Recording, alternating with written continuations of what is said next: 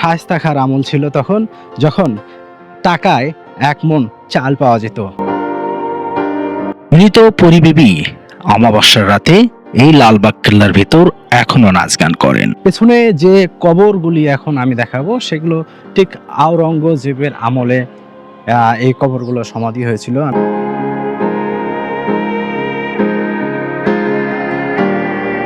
একসময় যে লালবাগ কেল্লার লালচে ইটে বুড়িগঙ্গার বাতাস রাজকীয় গল্প শোনাতো, আজ তা ঢাকা পড়েছে ইট পাথরের ধূসর খাঁচায়।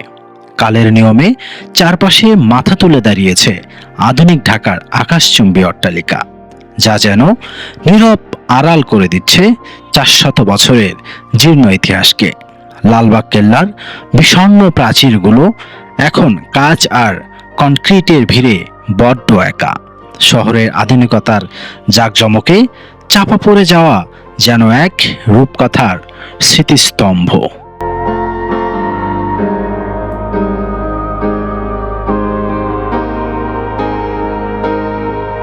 প্রাচীন এই লালবাগ কেল্লাকে ঘিরে বহু বছর ধরে ঢাকা শহরের মানুষের মুখে মুখে অনেক অলৌকিক এবং গা ছমছমে লোককথা প্রচালিত রয়েছে।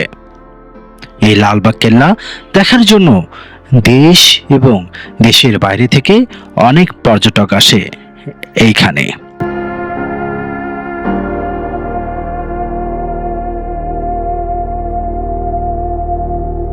ঢাকার বুড়িগঙ্গা নদীর তীরে অবস্থিত এই লালবাগ কেল্লা, যার আদি নাম কেল্লা আওরঙ্গাবাদ, মুঘল আমলের এক অনন্য কীর্তি এই লালবাগ কেল্লা। এটি বাংলাদেশের অন্যতম জনপ্রিয় পর্যটন স্থল, যা দেখতে দেশ এবং দেশের বাইরে থেকে অনেক দর্শনার্থী আসে। এর অপূর্ণ কাঠামো এবং এর সাথে জড়িয়ে থাকা রহস্যময় ও অলৌকিক লোককথার কারণে এটি মানুষের কাছে অনেক জনপ্রিয় এবং পর্যটন স্থান।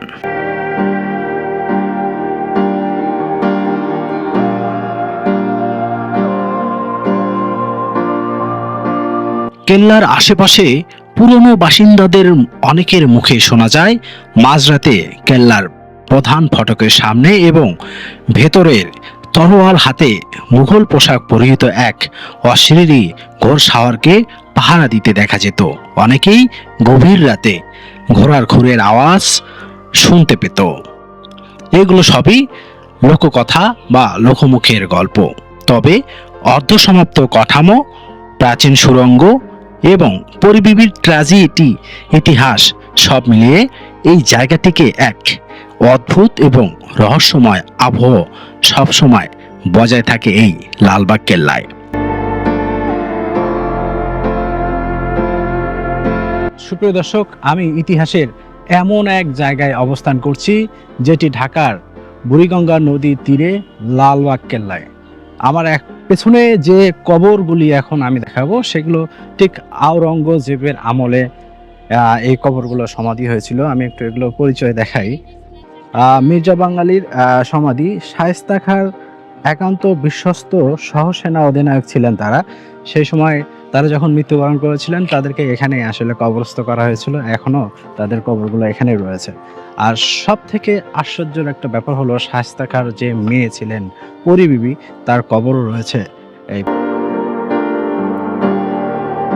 সবচেয়ে বেশি প্রচলিত যে লোককথা রয়েছে, অমাবস্যার রাতে নাকি লালবাগ কেল্লা চত্বরে পরিবিবির আত্মা ঘুরে বেড়ায়।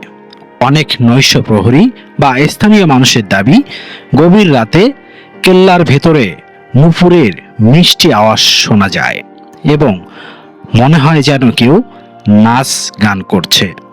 আবার অনেকে বলেন পরিবিবি তার প্রাসাদকে এখনো অনেক ভালোবেসে আগলে রেখেছেন, যা স্থানীয় মানুষ এখনো বিশ্বাস করে।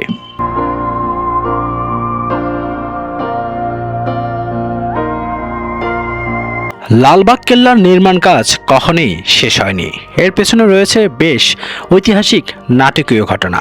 মুঘল সম্রাট আওরঙ্গজেবের তৃতীয় পুত্র শাহজাদা আজম শাহ বাংলার সুবেদার থাকাকালীন এই কেল্লার নির্মাণ কাজ শুরু করেন। তিনি এর নাম দিয়েছিলেন কেল্লা আওরঙ্গাবাদ। কাজ থেমে যায় 1679 খ্রিস্টাব্দে। কেল্লার কাজ শেষ হওয়ার আগেই সম্রাট আওরঙ্গজেবের মারাঠা বিদ্রোহ দমনের জন্য শাহজাদা আজমকে দিল্লিতে ডেকে পাঠান। ফলে কেল্লার নির্মাণ কাজ এইভাবে আস্তে আস্তে বিভিন্নভাবে এই নির্মাণ কাজ বন্ধ হয়ে গিয়েছিল।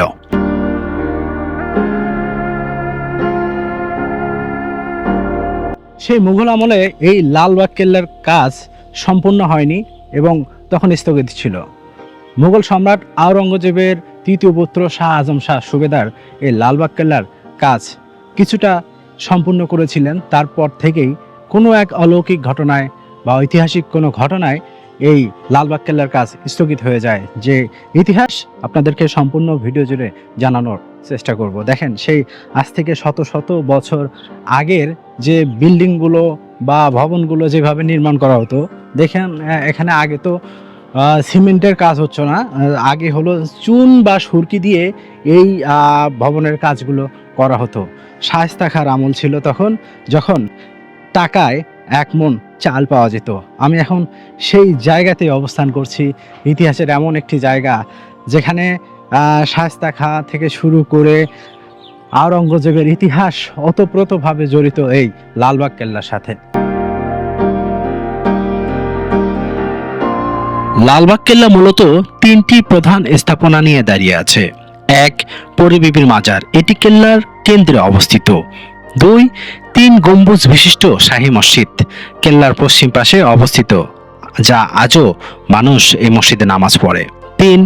দেওয়ানি আম ও হাম্মামখানা, এটি ছিল সুবেদারের দরবার হল এবং এর নিচে রয়েছে মুঘল আমলের রাজকীয় গোসলখানা।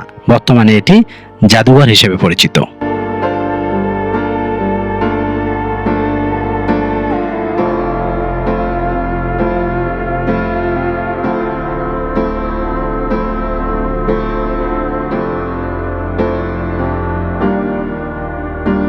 লালবাগ কেল্লার ভেতর দেওয়ানি আমে একটি সুড়ঙ্গ পথ রয়েছে, যা নিয়ে অনেক রহস্য রয়েছে। লোককথা অনুযায়ী এই সুড়ঙ্গটি বুড়িগঙ্গা নদীর ওপারে জিঞ্জিরা প্রাসাদের সঙ্গে যুক্ত ছিল। আবার অনেকেই বলে ব্রিটিশ আমলে এই সুড়ঙ্গ রহস্য উদ্ঘাটন করতে কয়েকজন সৈন্য ভেতরে পাঠানো হয়েছিল, কিন্তু তারা আর কখনো ফিরে আসেনি। এরপর 2টি কুকুর পাঠানো হলো, সেগুলোও ফিরে আসেনি। কারো মতে ফিরে এলেও খুব ক্ষতবিক্ষত অবস্থায় এসেছিল। আবার জানা যায় ব্রিটিশ সরকার এবং পরবর্তী সময়ে বাংলাদেশ সরকারও সুড়ঙ্গটি মুখ চিরতরে বন্ধ করে দেয়। বর্তমান বৈজ্ঞানিক ধারণা অনুযায়ী সুড়ঙ্গে কোনো বিষাক্ত গ্যাস বা প্রাচীন ফাঁদ থাকার কারণে এমনটা হতে পারে।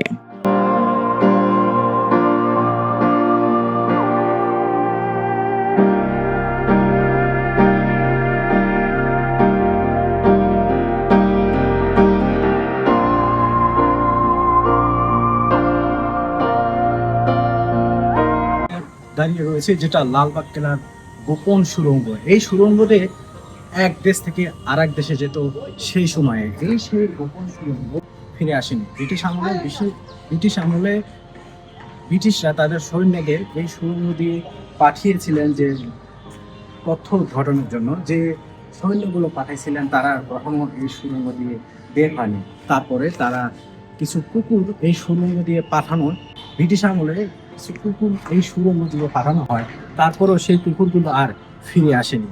এলাকার মানুষের কাছ থেকে জানতে পেরেছি যে এই সুড়ঙ্গ দিয়ে যারা একবার ঢুকেছে, সেই শায়েস্তা খাঁর আমল শেষ হওয়ার পর এই ঘটনা, যারা ওই আমল শেষ হওয়ার পর ঢুকেছে তারা আর কখনো এই সুড়ঙ্গ থেকে বাইরে বের হতে পারে নাই।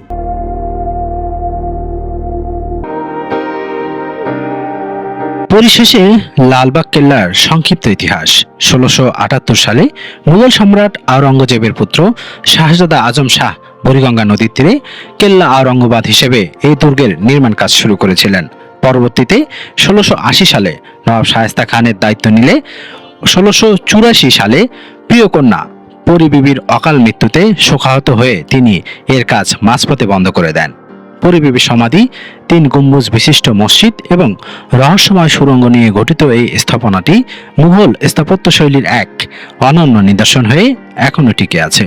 ইতিহাসের আবর্তে অর্ধসমাপ্ত রয়ে যাওয়া এই কেল্লাটি আজও ঢাকার রাজকীয় অতীত এবং গভীর ট্র্যাজেডির এক জীবন্ত সাক্ষী।